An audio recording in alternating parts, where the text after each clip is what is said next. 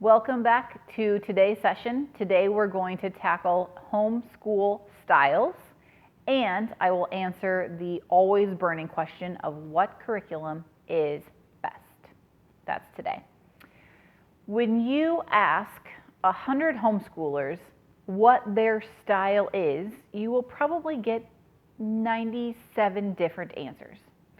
There are a million ways to homeschool and a million reasons why you would do it that way.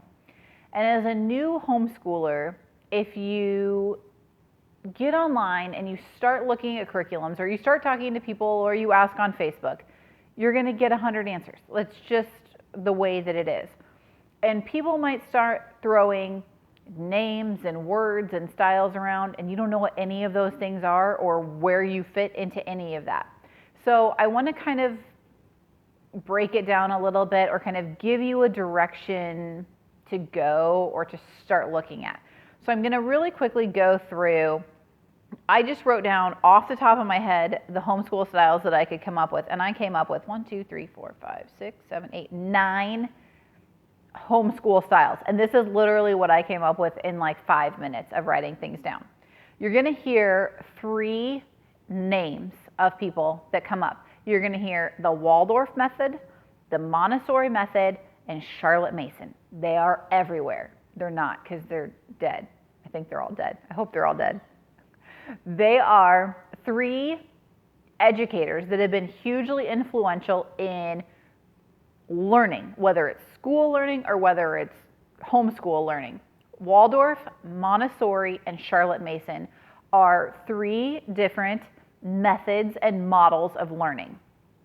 Waldorf is very musically, nature, art inspired.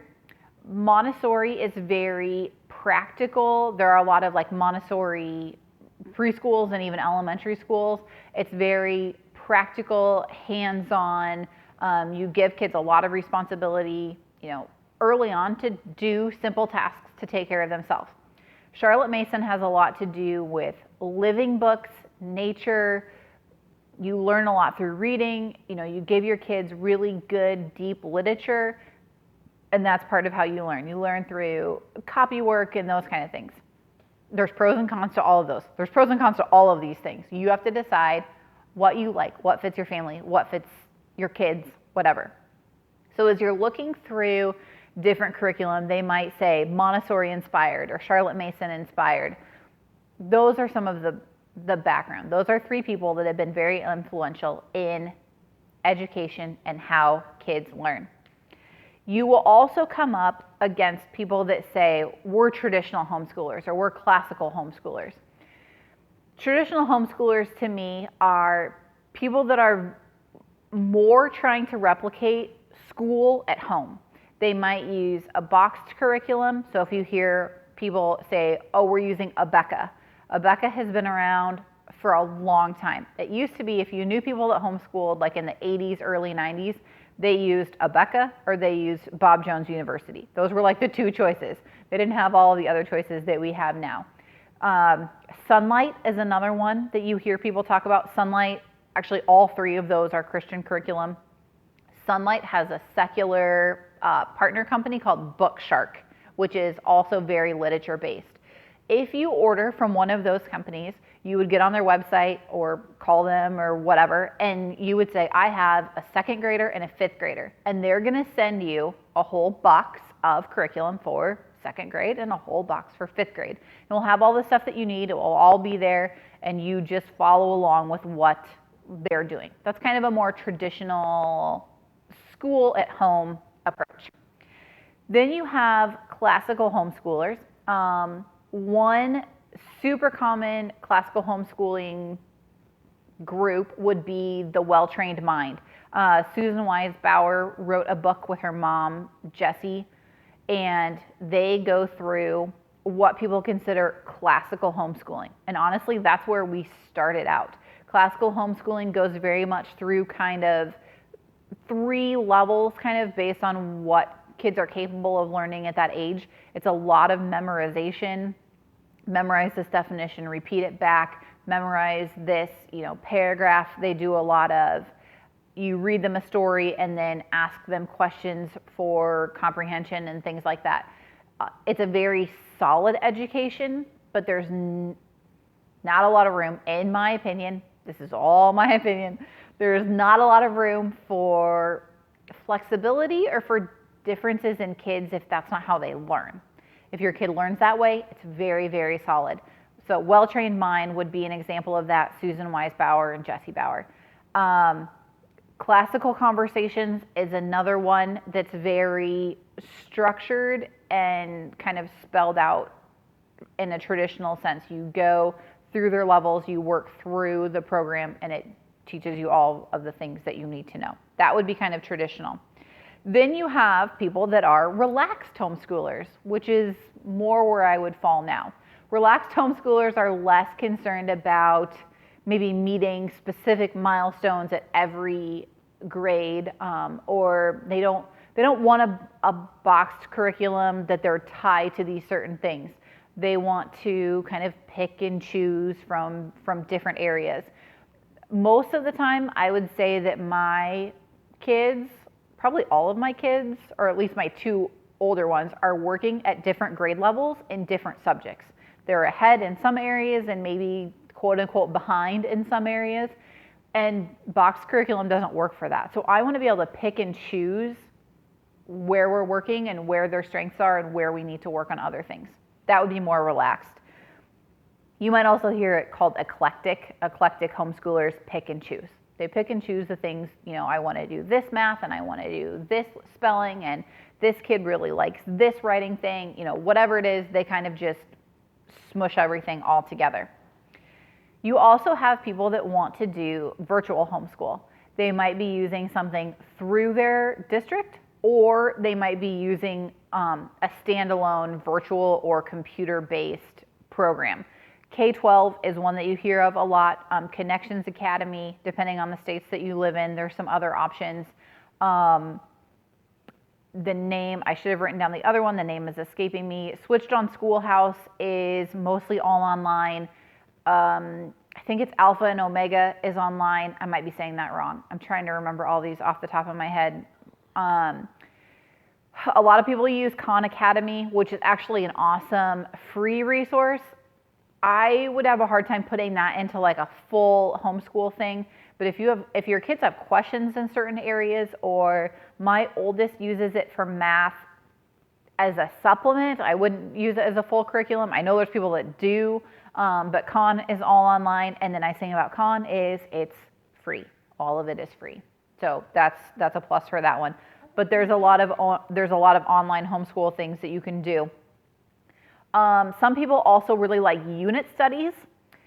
And honestly, this is all my opinion. When I first started homeschooling, unit studies were not my thing. It's just not the way my teacher brain could not wrap around unit studies. Now, it's totally my jam. I love unit studies. It's been great. So what we're using, can you, while I'm talking, run and grab? Okay, Andrew's actually gonna grab it. I'll show you. I know we're not to curriculum yet, but I'll show you what we're using for unit studies. So just grab the teacher's guide and like a kid book. Unit studies are where you take a topic, a unit. Andrew's gonna grab what we're currently using, which is space. And all of your subjects are about space. So you're writing about space, you're reading about space, you're learning about the history of space, you're learning about distance and makeup of planets and rocks and whatever. So your science is about space. Everything is covered in that unit. So you might spend a month, 2 months, a week, whatever, about that unit, and all of your subjects are fitting into that. So the curriculum that we're using, this is not my best curriculum, we'll get to that in a minute, this is just what we're using, is called Gather Round Homeschool. It's new, it's only been out literally a year, like almost exactly a year. And this right now is working really well for our family. I'll go into more detail later, but this gives you a good idea of what a unit study is. So for us, I have a teacher's guide. Can you see that? Is it blurry? there's a teacher's guide, and so I open up to the lesson that we are doing. So for example, this one would be Neptune. Okay, so today we're going to read about Neptune, and I'm going to read all of this. We have some quick facts that the kids have been filling in, and then just some things that I read to them. We talk about different astronomers, the discovery. We talk about the rings of Neptune, the atmosphere of Neptune. Then we would talk about its moons, its orbit and rotation, exploration. Okay, so we would read that all together. All 4 of my kids would sit at the table, usually during breakfast or lunch, while I read this, because then I have a captive audience and their mouths are full, so they don't talk as much. Just that's my helpful tip for the day. We would read this all together. So this is our unit study. Then my kids would grab their notebook. Okay, so that was lesson 13. We've already done this one. So this is my oldest notebook. He takes his notebook and he does a notebooking page where he fills in all of the planets. I'll show you a little closer. He wrote in all of the planets that we've learned so far, so he writes in all of them every day, and then he has a couple boxes that he would fill out about Neptune. My 8-year-old has a similar but not as challenging page that she would do for this. She only writes in the planet that we're talking about that day. She doesn't fill in all the other ones. She just would write Neptune, wherever Neptune is. Here, okay? Then she has like 2 boxes to fill out, and if she doesn't want to write a sentence, she draws a picture. Then my 5-year-old has the pre-reader level of this, and she colors a picture of Neptune. That's all she does. And then usually my 3-year-old cuts up a piece of paper while we're doing this. And then they would go on to their next page. So this page was on political and physical maps. We were talking about different astronomers that invented telescopes at different points in history. And we were talking about where they were from. So we talked about maps. So this was our geography lesson. My 10-year-old filled out the map. He actually wrote in the countries that were listed here. He had to answer a question, which he answered very thoroughly with the word yes. Then my 8-year-old would have had this exact same page at a slightly lower level. She probably just marked or drew a line or colored one of the countries. So you go through, this is what a unit study is. Everything is centered around that one topic or that one unit. This one was space. Our next one coming up in a couple weeks, we're going to do Europe. So we're studying it'll be 20 different countries in Europe. That's what unit studies is. What? 19 plus an introduction. My corrector, my fact checker behind the camera, yes. 19 different countries. So that's what unit studies are. When you hear people talk about unit studies, this is everything, and then we would add math. You could do nothing else, and that would be your unit study. So if people say, oh, we're doing unit studies, that's what they mean. Then you have unschoolers. Thank you. Unschoolers, and again, if you ask 100 unschoolers what unschooling is, you're going to get 100 different answers. Unschooling is much more unstructured, much more following your child's lead, not necessarily even using any sort of curriculum, but just giving them resources, options, giving them the availability to learn. So when you hear people talk about unschoolers, that's what they are. So those are some of the big homeschool styles.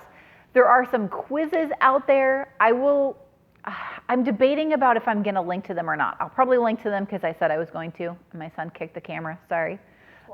Twice. If you want to take a quiz on what style you think you might be, I'll link to them. But don't get too caught up in styles. Don't be like, I listened to this video once and I think I'm a traditional homeschooler, so we're only going to do that. Everyone is eclectic to some point because you're putting things together based on what you need as a parent and what your kid needs. Some people really want to plan out every single lesson, and they really come up with a lot of stuff on their own. Some people want things that are really open and go. One curriculum that I haven't mentioned yet, but is very open and go, is The Good and the Beautiful. The Good and the Beautiful has language arts, they have math. They have math for lower grades, only up through grade 3. They're working on it like it's going every year, but it's only through grade 3 right now. They have great history, they have great science programs, and it's very open and go. So you open it and it says read this, and you read it to your kid, and then you do this, and then you read this. You don't have to plan anything. That's another great option. What I'm finding more and more, man, 20 minutes goes really fast. That's what I'm finding. I'm at 15 right now. Is if you have multiple kids, doing subjects Familystyle is the best way, again, in my opinion, to homeschool. You take all of your kids, you read, some sort of material, whether it's space or about a country or about whales or whatever it is, you give them all something, all together. Then I heard, this was from Heidi St. John's. She's an awesome homeschool mom and speaker. Look her up. She's way more entertaining than I am. She said, you put all of your kids on the bus at the same time, and you're all learning about whales. And then you let every kid off at their individual stop. So maybe for your 3-year-old or even your 5-year-old, that's coloring a picture of a whale or cutting up the picture of the whale, whatever it is. Then your 7-year-old is doing a little more, and your 10-year-old is doing a little more, and your 12-year-old is doing a little more. But you're doing things together as a family, which is great in so many levels. If you have independent things for every kid, once you have more than 2 kids, you don't have enough hours in a day to do math with this kid, math with this kid, math with this kid, math with this kid, even though math is kind of a little bit more separate. But then you're doing history with this kid, and history with this kid, and history with this kid, and history with this kid. Then you go science with this kid, and science. You see where I'm going with this? You don't have that many hours in the day. You need to be able to do your math independently, and you probably need to be able to do reading at whatever level your kids are at if you have lower level kids. But if you can do your science together, and you can do your history together, you can do geography together. First of all, your kids are spending time together. They're forming relationships and bonds. You're forming relationships and bonds together as a group, and you're getting your work done. Okay? That's my only die hard. I know my opinion isn't always right, but after 5 years of doing this and starting one way that was very structured and very independent, moving towards almost everything that we do right now is together except for math and reading. Because then we're all together, and that's the point of homeschool, is being at home together. Okay, so enough on that soapbox. Those are homeschool styles. You'll find more information down in the description. Now, when I was going through and writing out my schedule, I have what homeschool curriculum is best. And my 10-year-old goes, how can you tell people that? Here's the answer. I'm not telling you the answer, okay? This is what I've learned in 6 years of being a homeschooler. The best homeschool curriculum for your family is the one that you do. The end. No, I'm kidding. You can buy all of the materials that are out there. You can buy a whole box from Rebecca or Sunlight or Bob Jones. You can go and buy everything from The Good and the Beautiful. You can buy all the units from Gather Round. You can buy The Well-Trained Mind, all of their stuff. All of those curriculums are great. But if you don't do them, or you hate them, or your kids hate them, that is not the best curriculum for you. You can look at all those things. You can ask 100 of your friends, and they can tell you what works for them. But if that is not the heart of your homeschool, and that is not the heart of you as a mom or a dad or whoever is teaching your kids, that is not the curriculum for your family. If your kids hate what you're doing every day, that is not the curriculum for your family. Now, does that mean my kids love everything we do every day and they wake up at 6 a.m. and say, Mom, let's please start school? No, that is not what happens, ever. Literally has never happened. But my kids have never woke up at 6 o'clock in their life. But my kids enjoy, for the most part, the things that we use. They like sitting together at the table and learning about space, or learning about birds, or learning about, we've done Asia as a continent. They like doing all of those things. They don't love everything, but they like it all. They enjoy the math that they're using. All of my kids are using, actually no, my girls are both using the same math program. They both use math from The Good and the Beautiful. My son currently uses Christian Light Education for his math, and he really enjoys that, and that's been great. The best curriculum is the curriculum that you enjoy and that you use. That's all I'm saying. There's no amount of money that can replace what you're enjoying and what you're doing, okay? So if you want to know more on styles, check the descriptions. Am I gonna talk more about other curriculum choices? I think I am. I gotta look at my schedule. I don't know.